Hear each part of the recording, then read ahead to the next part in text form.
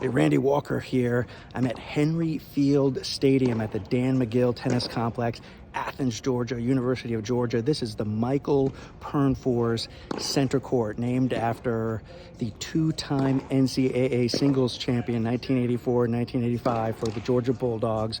Won both of his titles on this very court. And this court is one of the most legendary courts in American tennis, and so many great college tennis matches and college tennis legends have played NCAA singles finals on this court. John McEnroe, Alex O'Brien, Bob Bryan, etc. The list goes long. Tim Mayotte from Stanford University. And this is definitely one of the most historic and famed facilities in the country, and I want to take this time to tell a really funny story about my experience playing on this court as a walk-on member of the University of Georgia men's tennis team in 1989. I was kind of more the manager / walk-on, but Manny Diaz, who was the first-year coach, taking over for Coach Magill in 1989, was super benevolent and was able to get me in a couple matches, which is certainly the highlight of my one of the highlights of my life and career.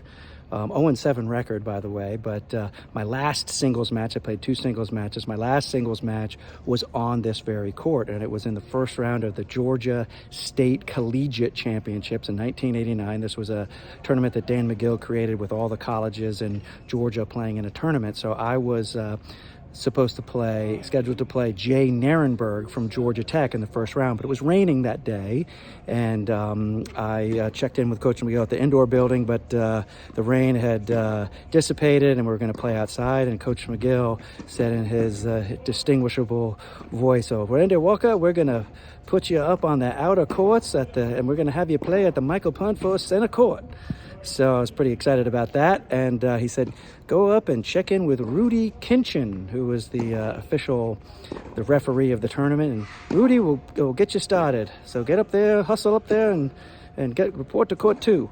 So I came up here, and I sat down at the bench, which was right there, and checked in with Rudy, and Rudy said, "Okay, ready ball, here's some balls, and I'll send your opponent right over." So a guy comes over to the court with a Georgia Tech tennis shirt on, and we nod to each other, and we start warming up, and spun the racket, and I won the toss and elected to serve. So I was serving on this end of the court, and it got to be 3-all, and in 3-all you don't play ad, it's a sudden death point. So it was 3-all. Remember, I served and volleyed, hit a stretch volley, and then hit another stretch volley for a winner, and I was so pumped because here I was playing on Mikael Pernfors Center Court, and I just held serve in dramatic fashion against the number 4 player from Georgia Tech, and here I was a terrible walk-on, last player on the team, basically, second last player on the team, and I was so pumped that I had held serve and played a great game, and I sat down at the bench that was sitting right here,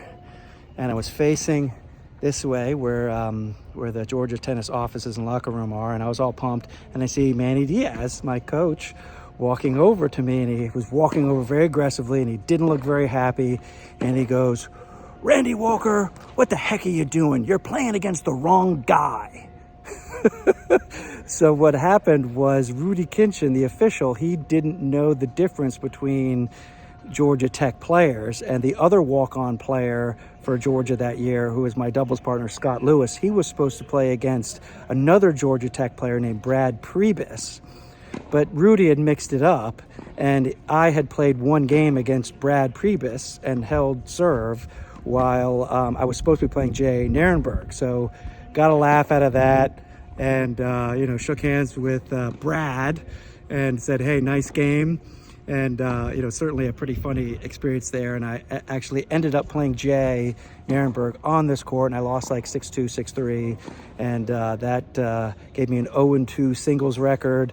And then I lost in the first round of doubles with Scott in Georgia State Collegiate, with Scott Lewis.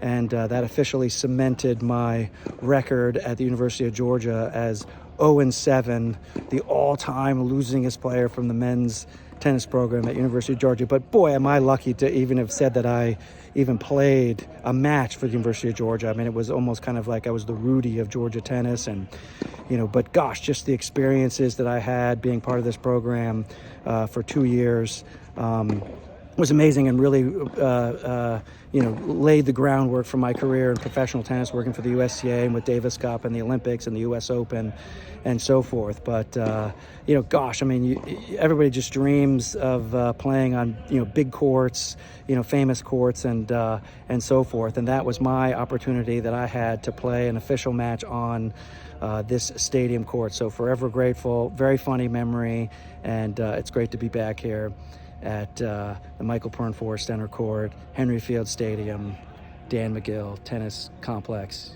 Athens, Georgia, University of Georgia.